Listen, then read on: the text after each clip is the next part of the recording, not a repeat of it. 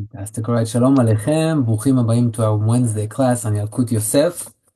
Just to mark, as a side note, today, Baruch Hashem, was a big day in Eretz Israel where a new chief rabbi of Israel was appointed.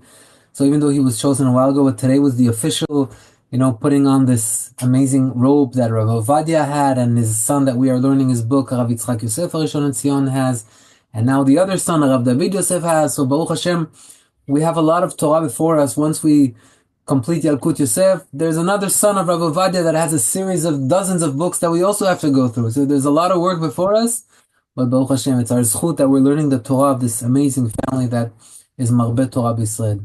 Johnny, welcome back. Shalom Aleichem. Shalom Aleichem. Thank you.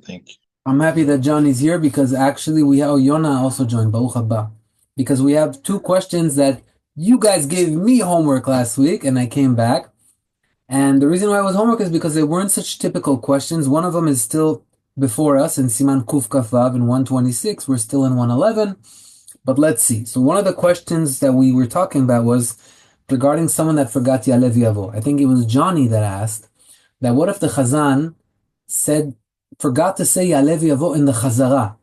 And while he forgot that, nobody in the crowd noticed that he forgot. All of a sudden he finishes Amidah. Etam Chazan, you didn't see Alev Yavo. Now what is he going to do? Nik Baruch Haba. So that was the question. That was the homework. So we looked up in Siman Kuf Kaf Vav, which is a little before us. And over there it says a very interesting answer. It spreads into two. Johnny, are you ready? It goes like this. Yes, but it wasn't my question, but I'm ready. It wasn't yours, so maybe it was Igal's. Maybe I'm mixing up the question. All right. I know you love Torah, so you're going to love the answer anyway. It depends. Just like a Jewish answer. What does it depend on? It depends if it happened in Shacharit of Rosh Chodesh or in Mincha. Why does it not depend on Arvit? Because we learned. If someone doesn't say Alev Yavo in Arvit, it's not a problem. You don't have to repeat it. Also, there's no Chazara anyway, so it can only be relevant in Shacharit or Mincha.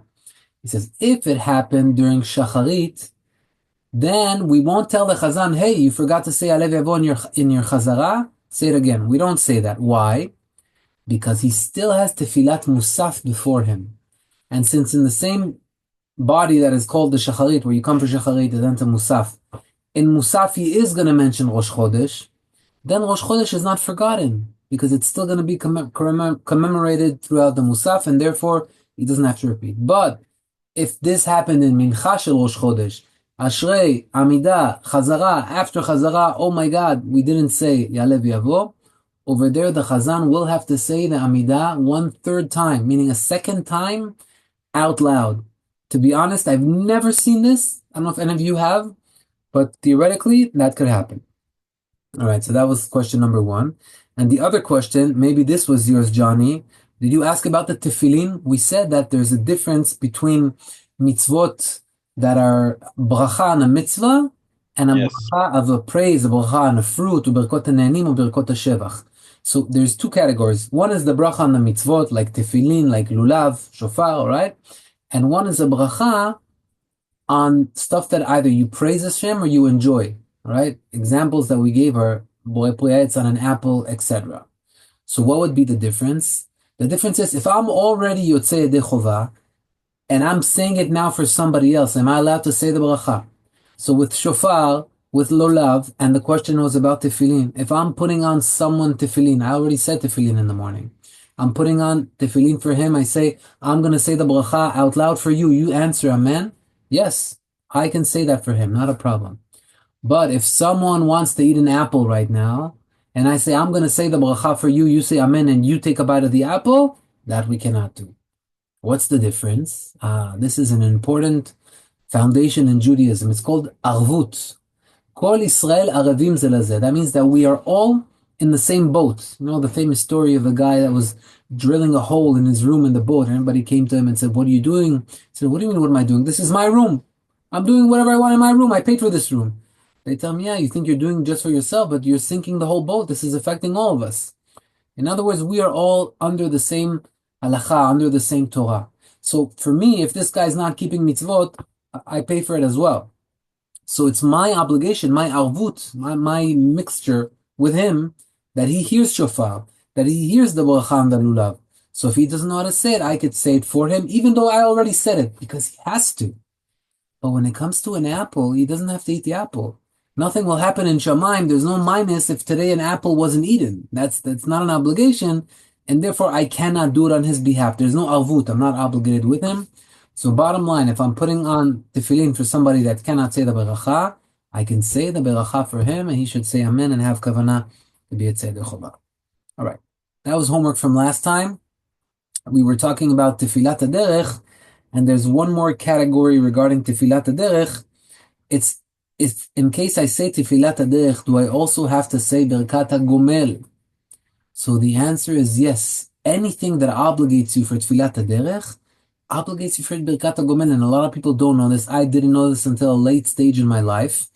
When I would go to Yerushalayim and I had more than 72 minutes, I knew to say tefilat derech. I didn't know that according to Rav Ovadia, I have to say berkat gomel. Same halacha. If it's over 72 minutes outside of the city, it deserves a berkat gomel. Only thing is, tefilat derech say every day. Rav Ovadia says if you're going to say a gomel and you're going every day to Yerushalayim back and forth, or your work is an hour away and you're doing that every day, don't say every single day a gomel. Wait until Shabbat. Sefer Torah is out. You have 10 men. Say once a gomel over there, and that covers the whole week. But still, the obligation of a gomel is there once you drove 72 minutes out of town. Back and forth as long as it's on the same day. Yeah. Hey, so you're saying it's 72 minutes you're driving away, or it can be, let's say, 35 minutes and then, 36 Even minutes. be intervals of 10 minutes, 7 times, 8 times, as long as it's within one day from morning till night, and they were all outside of town. You drove 15 minutes out of town now, then 20 minutes out of town later, and then that. As long as you have those 72 minutes before you, you know up front what you're going to do today, saying, okay, I'm definitely going to be outside of my city for more than 72 minutes, then that deserves a berkat gomel, that deserves tefilat derech as well. But an easy case would be, 40 minutes each way, you say berkat tefilat derech on the way there, because you know you're going to be more than 72 minutes out. That's the halacha. So I think I heard that if someone's going from Great Neck to Manhattan, it's not really considered leaving their city limits because it's populated all throughout. But if they're going the Very other good way, question. The next question is like this. The idea, why do we call it tefilat derech when someone is outside of their city? Because maybe there's danger when an area is not populated. So you're driving in an area that's not populated, you need a protection, you say tefilat derech. Even so, Chachamim say today, I heard this question recently, that once you're outside of your city, even though everything is populated, you left Great Neck to another city. Once you're out of your city, you could start counting the 72 minutes. So halacha lema'aseh, if I would be going back and forth to Manhattan, I don't know if it takes more than 72 minutes without traffic. You have to measure without traffic, but I think it does. Maybe not on the train. Depends. Again, you know the formula. Now just apply it. From the second I left Great Neck until the second I entered Manhattan, how much was in the way? You don't count the cities that you're in eventually. You count when you're outside of the cities, okay? So if that's 72 minutes or more, then it deserves tefilat derech. All right. So a new topic, very short topic, but we should know this. When someone starts his learning, I'm curious to why Rav Yitzchak Yosef saw, or it's obviously based on Shulchan Aruch, why he saw to put it in here, because it seems like it doesn't have to do with Amidah, but it's some sort of tefillah. What's this tefillah? The Gemara says that there's a special tefillah that is said when you start your learning, meaning when you walk into Bet HaMidrash, you're about to open a Gemara, before you dive in, there's a tefillah. The tefillah goes like this: Yehi ratzon mifanecha Hashem Elokai ve'Elokai avotah. Let it be before you, Hashem, shelo yera dvar takala al yadi, that I shouldn't make a mistake, ve'lo yichashel bidvar halacha, and I shouldn't mess up my halacha. ולא יחשב, וישמחו בי חבריי שלא אמר על טמא טהור ולא על טהור טמא. And my friends should be happy with me. Let's say you have an idea, you don't want your friends to be like, oh, look at this guy, oh, he always knows the answers. No, my friends should be happy with me. שלא אמר על טמא טהור, and I shouldn't say on something that is impure, it is pure. ולא על טהור טמא ולא על מותר אסור, and I shouldn't say something that's מותר אסור, etc. And then it ends with a pasuk, גל עיניי והביטה, open up my eyes and I should see the wonders of your Torah. It's a special prayer. If you open a typical Gemara, you see that before the Gemara begins, on the outside, there's going to be that tefillah. And at the end of the Gemara, you know what? Let's check. Let's take one over here. Here we go.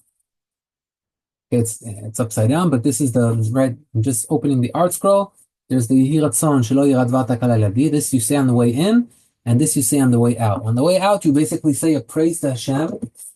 Thank you, Hashem. Modani lefanecha shesamta chelki miyoshvei bet hamidrash. Hashem, thank you for letting me be amongst those that sit and learn, and you didn't let me be those that toil all day with no reward.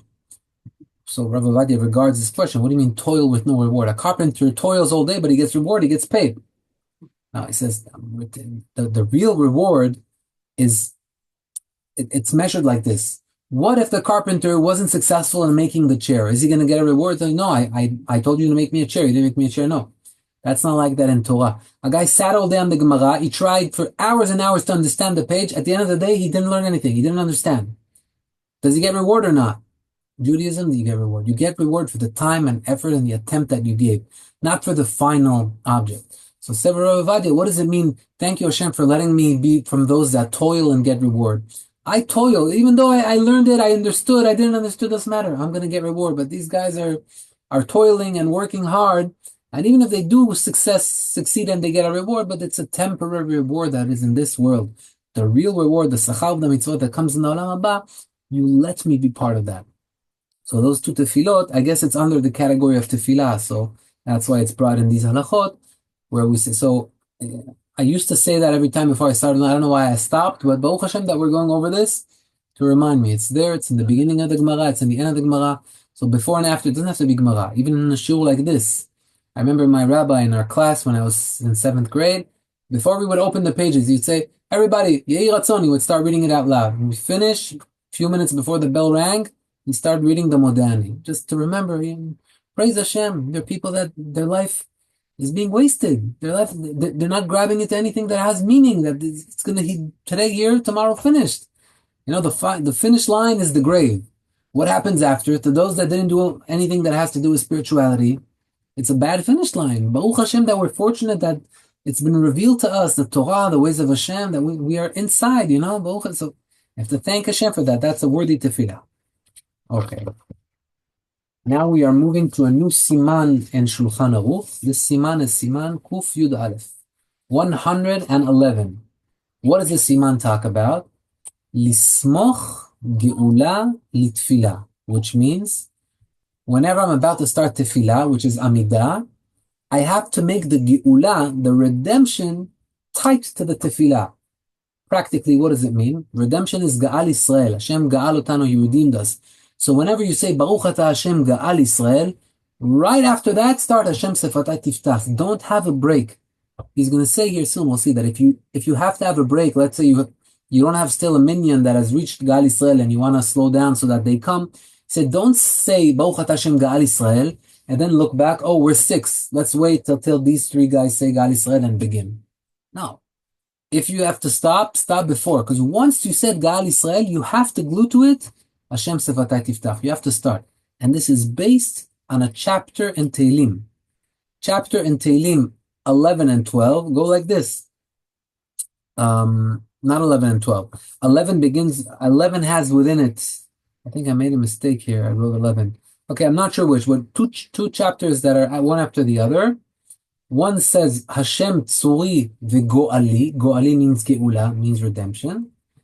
And following that, chapter Kaf, it says Ya'ancha Hashem b'yom tzara. Hashem should answer your prayers. So from here we learn that right before Hashem answers your prayers, Hashem Tzuri v'Go'ali, the Geula. So this is a nice siman to see that whenever you say Ga'al Yisrael, right away start your tefillah.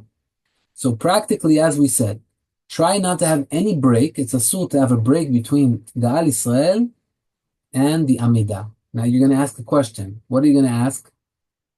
This doesn't fit something. Think about Tefillat Arvit. Tell me what the problem is. Kaddish. Kaddish, Hashkivenu. Exactly. Kaddish and Hashkivenu. What happens with Hashkivenu, right? So Chachamim asked that question in the Gemara. They say, no, what we call Geula Letfilah, even though there's Ashkivenu, there's Kaddish, but that is called Geula Arichta, meaning it's an extended part of the Geula, of the redemption, and therefore it's still considered one entity. But between that, well, I guess when you finish the Kaddish and until you start the Amidah, make sure not to have a break. Now, if something happened where you finished, let's say, Ga'al Israel, and as you're about to start, the minyan next to you, this happens in the Kotel sometimes, the minyan next to you reach Kedusha. When I hear Kedusha, I can't ignore Kedusha unless I'm in the middle of Amidah, but I haven't started Amidah yet. So what should I do? Do I answer? Do I stop? Do I continue? So the answer is, you don't stop to say Kedusha with them, because you're not allowed to have a break between Geulah and Tfilah. By verbalizing words, you're going to have a break. On the other hand, you're not supposed to stop, you're supposed to be part of the Kedusha. So what do? As we learned before, you stop and you have in mind that the Chazan is Motziu Yedei Chovah. But what is the term? That what does the Chazan have to be? It has to be somebody that you trust, that he has you in mind. But if it's a Chazan that just came up to the stage for the first time, Lo Alenu, he's Avel, he's not used to being Chazan, he doesn't have in mind to be Motziu Yedei Chovah, the crowd, then don't stop, because he doesn't have you in mind, and you're stopping between Geulah and Tfilah for no reason. At least if he has you in mind, you have a reason, you have to stop, hold your breath, and continue. But if he's not a but Ziv, if it's another minyan, the Chazan is not having you in mind because you're part of another minyan. No. If the Chazan is having in mind to be Motziu Yedei Chovah, whoever wants, this is the Kavanah. Okay. Everyone that wants to be Motziu Yedei Chovah, I have my back. He doesn't limit himself to his minyan. Because I'm Motziu Yedei Chovah, whoever's mitztaref elai, whoever hears me. I don't know how many people in our community do that, honestly. How many Chazanim? Listen, in our community, we don't have the issue of like hearing another minyan so often, but at least in our minyan, the Chazanim need to be taught. Listen, a lot of stuff people don't know. It doesn't mean that it's not the halacha. You have to teach. You have to teach slowly. This is how it spreads. A Chazan has a very big obligation. You know what halachot they have about a Chazan? They're so strict, these halachot, that I don't know if anyone today can handle these halachot. The age of the person, what type of Torah scholar he has to be, he's not allowed to shave like this. There's so many restrictions on the Chazan. I wish we could keep them.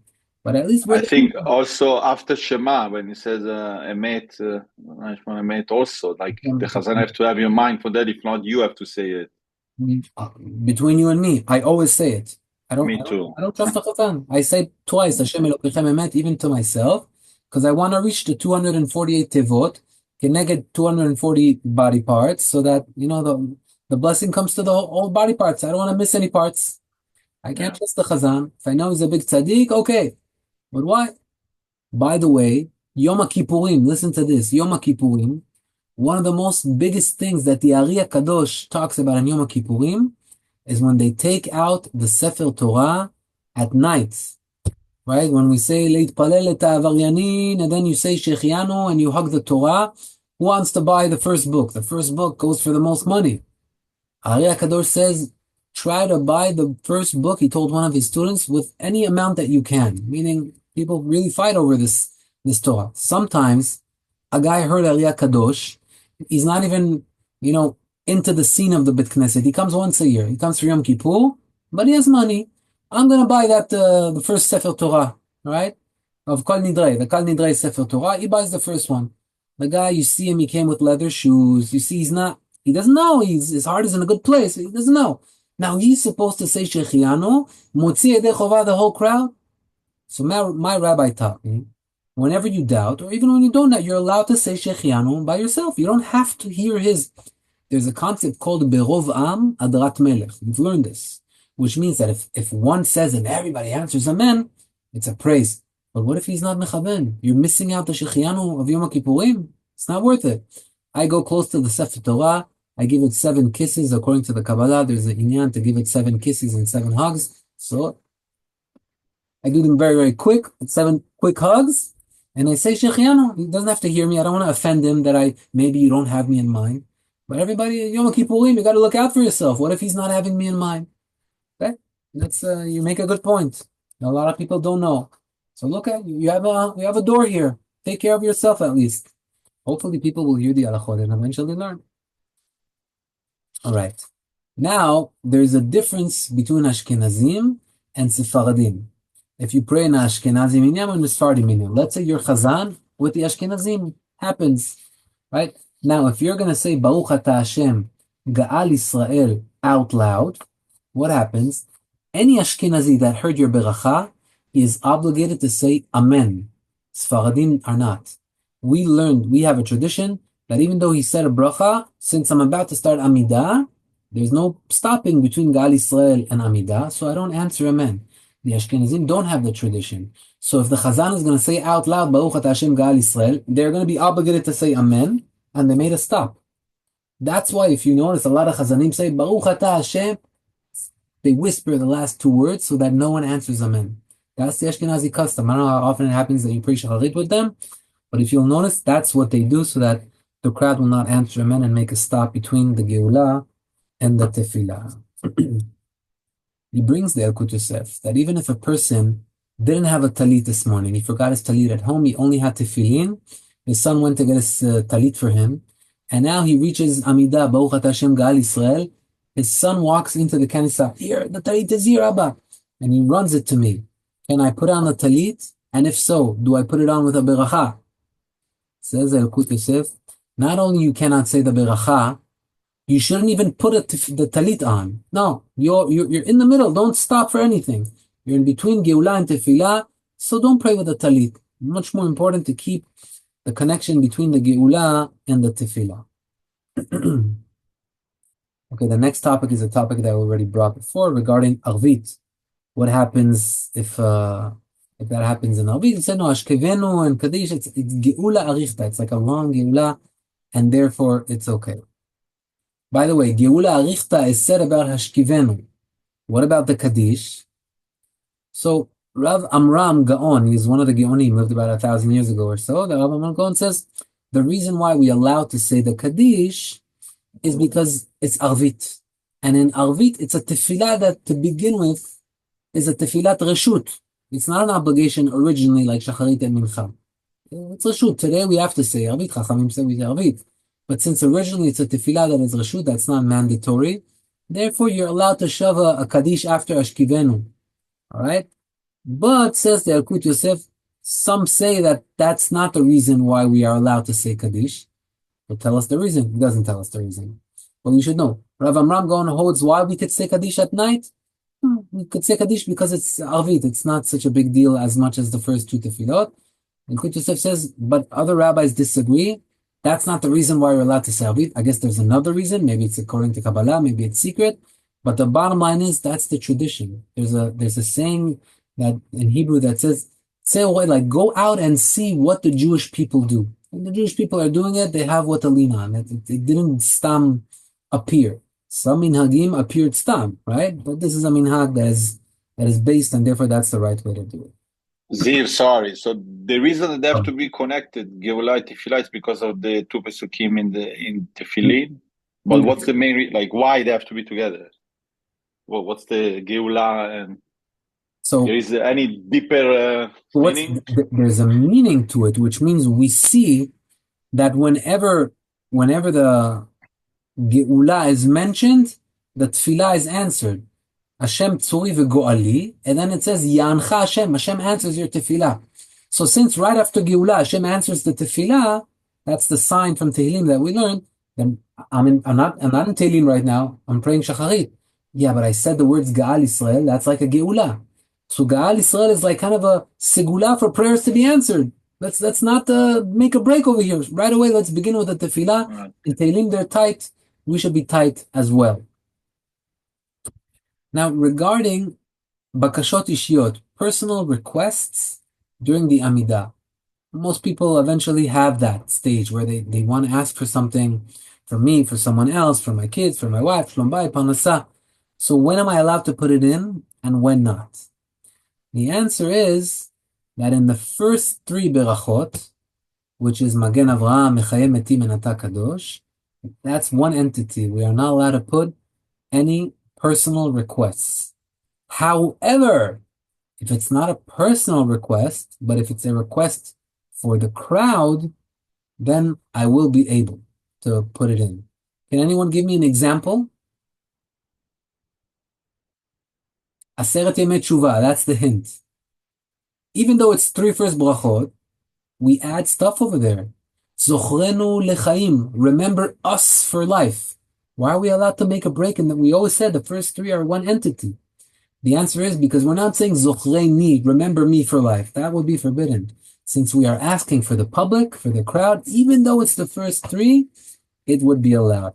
But the bottom line is, for personal requests, you got to wait until the fourth beracha to start your engines. Ziv? Yeah. Or like Matir Asurim, we can think of the hostages and say, please, Hashem, release the hostages? You're saying in the Amidah, not Birkot HaShachar. Yeah, I would say that according to what we just learned right now, release the hostages is not a personal one. It's for the people. Release the hostages, and therefore you're allowed to. Should you verbalize or should you say it in your mind? If you feel a strong need to see it, then it's allowed to, right? I personally would rather, wait until Shema Kolenu and put additions over there, because once you start with those three, for me at least, it's dangerous. So maybe one day I'll forget and instead of saying for them, but we're not talking about forgetting. We're talking dry halacha. The dry halacha is you are right. Matir Asurim, Hashem release the captives. You're allowed to pray for that during the first year. You're right. That's a good point you're making. What about Shabbat? Is a person allowed to give personal bakashot on Shabbat? What do you think? Ziv, for Rafaenu, you can't mention people in that bracha? Rafaenu is not one of the first three.